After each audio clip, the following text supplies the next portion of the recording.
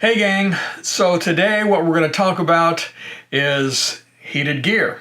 Right, I'm doing that because we are in the middle of winter right here. It is December, I think, 8th today as I'm making this video. And people are thinking about either trying to extend their riding season again into December and January, or maybe get a head start on riding when it gets to be March. I know that's me. My bike is going to get put away until sometime in March when the snow goes away. So specifically what we're going to talk about today is the difference between two types of heated gear. We have a jacket here and some gloves that go with it that are battery powered. And here we have a plug-in jacket. All right, so I just picked this up recently for our trip up to Lake Placid. Well, because I wanted to stay warm, but also I wanted to see if there was a really big difference in how the two jackets functioned. So this first jacket that we're going to look at is the dual control jacket from ORORO. Now when ORORO originally reached out to me last year to do a review on this jacket, I told them that I was going to be riding on a motorcycle and I was interested in this dual zone jacket because not only does it have heating in the chest and also the upper back, it also has heat down the upper arm. And I thought that would be a good option for motorcycle touring. And it has turned out that that's definitely the case. So the way that this jacket works is there are two buttons right here on my chest. If I hit this one right here, that will turn the jacket on. And you can see, if you get up close on it, it turns red. It starts flashing red. And that is the jacket is going through a preheating mode. For about 5 minutes, it's going to heat up, and then it'll kick over to medium heat. Now, once medium heat starts, then you can turn the other zone off again on your arms and again get nice and toasty. So what I usually do with this jacket is I put it on medium heat. And of course then I have my motorcycle jacket over the top of it. And it keeps me pretty warm. I don't feel really hot. I don't want to do that while I'm inside my jacket. But I do want to feel warm, and I do not want to get chilly, again, as the wind is blowing across my chest and so forth. And this jacket has done a really good job of mitigating that for me. Now, I do wish this jacket had a little bit more coverage. It would be nice if there was heat in the collar, and also it would be nice if there was heat down in the low back. The low back is typically where I get the chilliest as I'm riding.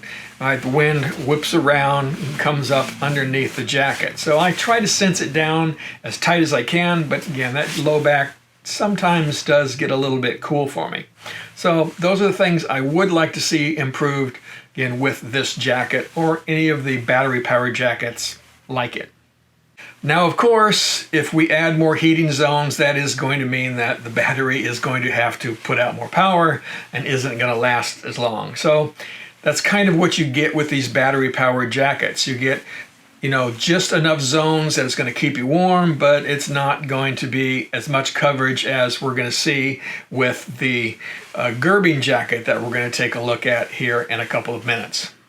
Now, another thing that is nice about this jacket is that it is pretty warm naturally. I wear it quite often, again, without the battery turned on, again, just going to the gym or going out for errands and so forth. I don't find that I need the heat. If I'm going to be outside for a long time, maybe working in the yard, going for a walk, or when I have to start snow blowing here this year, well, then that extra heat really makes a big difference. Which, of course, brings us to the main benefit of using a battery-powered jacket, the mobility. Right? With a plug-in jacket, you are pretty much limited to using it on the motorcycle. With the battery-powered jacket, well, you can go anywhere with it. Right? Get off the bike, walk into a store, you're still nice and toasty. You never have to turn that off, right, until you get to your destination. Now, of course, the drawback is that you have a limitation on the battery power, how long it will last.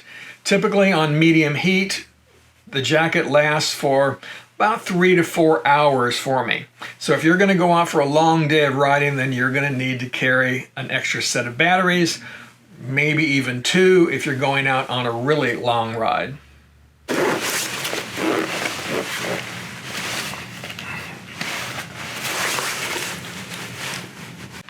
All right, now as you can see, I've put my riding jacket on over the top of this ORORO Wear heated jacket.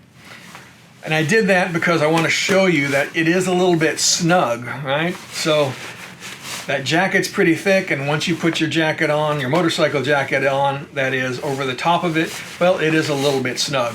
So make sure that your jacket, your motorcycle jacket, is sized properly to allow you to fit a fairly thick jacket underneath it. Now, along with the heated jacket, there are of course some heated gloves that you can get from ORORO Wear and many other manufacturers out there. Now, this particular one is called the CALGARY glove, right? And it's a really nice glove. The one problem with it is that it is a little bit difficult to get on over the top, right, of your jacket and the mid layer. So it goes on there, but you may have to work with it just a little bit. Once you get it on there, it's nice and secure and it feels nice and comfortable, right? There is a battery here in the wrist, right, which makes it a little bit more difficult to get on. But as I said, once you get it on, then everything works very nicely. Again, this is a pretty warm glove naturally. It uses Thinsulate, and you could wear this out in the cold, you know, without having the heat, and it would do a pretty good job for you. Just as good as some other snowmobile gloves that I've seen. But once you turn the heat on, right, then it really keeps you nice and toasty. Again, I typically use medium heat when I'm using these gloves. Right, and again, that lasts for me for about 3 to 4 hours before I would need to change the batteries out. So next, let's look at the Gerbing heated liner. Now this is a 12-volt plug-in liner, right? So it's a little thinner than that jacket, right? It's not made for you to wear it as a jacket in and of itself as the one from ORORO Heat is, right? This is a liner for your motorcycle jacket, period. And it comes with these plugs, right, that will plug you into your motorcycle. So there's a jacket, white for jacket, black for gloves, and then there's a yellow if you wanted to go with pants. Now, I don't have heated pants. I've never found that I needed them, but if you did, you have that as an option. Now, being that this jacket and the gloves that go with it are 12 volt and they're plug-in, you need some kind of controller to go with it. So this is the controller that comes with the package that I bought, right? And you have a plug for your jacket and for your gloves, right? And then of course this goes into your bike. And also there's a wiring harness that you need to make all of this stuff work. Now, once you get all that stuff hooked up, it's no big deal, but you are going to have to wire all that into your motorcycle. So depending upon whether you're handy or not, I guess that's a plus or a minus. So for me, the thing that I've really needed to get used to is dealing with all of these wires. Because if you want to plug in your gloves, again, you've got these two leads that come out of each sleeve of the liner. So now when you put your jacket on, I have to grab hold of that thing and make sure that I get it all the way through my jacket. And again, the same thing over on this side. And sometimes, there we go, that can be a little bit of a challenge. All right, so now I've got those pulled down. I've got them through the jacket. All right, and then I can go up here and cinch my sleeves down, right, and know that I'm not going to lose those leads. All right, so again, that is a tad bit of a challenge. It takes some getting used to master that. The first few times I used it, boy, I was cussing up a storm. So my buddy Gordon, who was riding with me at the time, says, "Craig, you're not selling those." It is true. I was having a little bit of a time with it. So anyway, you have to get used to dealing with that. And then you also have to get used to plugging in your jacket every time you get on and off the bike. Again, no big deal once you do. By the end of our ride, I pretty much had it down, but it did take a little bit of getting used to. All right, now also something getting used to is you've got the leads that come out of your gloves, right? So you need to plug those in, right, before you put the gloves on, right? And then you're going to then pull the gloves up over the jacket, like so, and then you're going to have this lead that is kind of hanging out. And you can decide what you want to do with it. You want to try to stuff it in your sleeve or just let it hang. I've gotten to the point where it's easiest to just let it hang. So I don't really care as long as it's keeping me warm. Right, then of course we've got the same thing on the other side. Now I need to plug that in, right? And then I need to slip the glove on up over my jacket, like so. All right. Okay, now I've got them on. All right, now once I got them on, like I said, they're nice and comfortable. They work really well to keep your hands warm, right? But again, you've got to get the whole system down to getting them on and off. And it will be more or less of a challenge depending upon the jacket that you're using. This jacket that I have from Climb, it's pretty bulky out near the wrist. It doesn't open up really well, so it's a little bit tough to get the gloves up over the top of them. I wish these gloves were a little longer. They had a larger or longer gauntlet on them, but overall they work pretty well.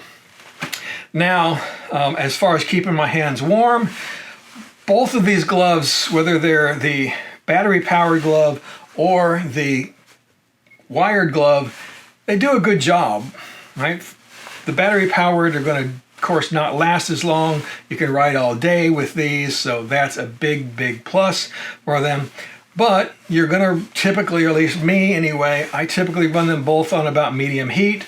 Again, just to keep my hands warm, but not really hot, right? And again, they work really well that way. All right, so now let's talk about the pros and cons to each of these and also the cost of them. We've been talking a little bit about the pros and cons as we've gone along. So obviously the pro to having the battery-powered unit is that it's easier to deal with, right? You just turn the battery on, put the gear on, and you go. You don't have to worry about all of those wires, and you can use it anywhere you want. You're not just limited to using it on the bike. Right. The con, of course, is that you need those batteries. Right? If you're going on a long trip, well, you're going to need at least one additional battery for the jacket and an extra pair for the gloves, and again, maybe 2 extra pair for the gloves and also 2 batteries for the jacket. Again, depending upon the length of your trip. With the plug-in gloves, you can, of course, ride as long as you want. But you do have to deal with all of those wires and things everywhere. So it really, I think, depends upon, again, what you want to deal with, right? If you're really wanting to ride for long distances, then obviously the plug-in gear is definitely the way to go. Now, another pro for the Gerbing liner is that it is 12 volt and therefore can have more coverage because it is using your bike's battery for power. It's not going to run out of power. So you get more coverage in the front, full coverage on the arms, coverage in the collar, and a little bit farther down the back, although I wish it would go down into the low back better. I still find I get a little chilly even with the Gerbing gear down in my low back. But again, it's tolerable. For gloves, I find that both of these work about the same, right? The battery-powered gloves work pretty darn well. Again, the difference is you do have that battery in the wrist and you are going to have to change it every 3 or 4 hours or so. Now, neither of these gloves have, knuckle padding, those kinds of protection in them. These are leather gloves that come from Gerbing and a mix of textile and leather for the Calgary glove from ORORO Heat. So again, neither one of them is going to give you full protection, but again, when I'm riding in the cold, primarily what I want to do is keep my hands warm. Okay, so let's talk about costs. Now for the Gerbing heated liner and the gloves, I bought that as a whole package. I went out to the warming store, which is a great place to find your heated gear, by the way. Well, I went out there and I bought a package for $400, $399.99. That included the liner, the gloves, the controller, and the harness. So everything I needed to get this stuff up and running on my motorcycle. For the ORORO wear, well, the gloves run $169.99, and then you're going to need an extra battery for $59 for the pair of extra batteries, one for each glove. So you're looking at about $228.99 just for the gloves. So the jacket is $279.99, and an extra battery is $79.99 for the jacket. So your subtotal there is $358.99. So total cost, if you're going to get those extra batteries, is $587.98 for that battery-powered gear from ORORO Wear. Now, if you went out and you bought that gerbing stuff separately, you're looking at paying about $489 or something like that. $479, $489, right, for each of those things separately. So it definitely pays to go out and get the kit. Okay, guys, so I guess that's it. Obviously, there are pros and cons to using each kind of heated gear, right? You're going to have mobility in the battery-powered stuff, or you're going to have longevity, that is, at least longevity in keeping you warmer with the plug-in stuff. Kind of just depends upon how you're going to ride and how you're going to use this gear. All right, so I'm going to have links in the description of this video, as well as out on my website, where you can go and purchase all of this gear. So please use those links, because then we get a little bit of commission and it keeps these videos coming. And that's, of course, greatly appreciated. All right, guys, that's it. Thanks. Merry Christmas, and ride safe.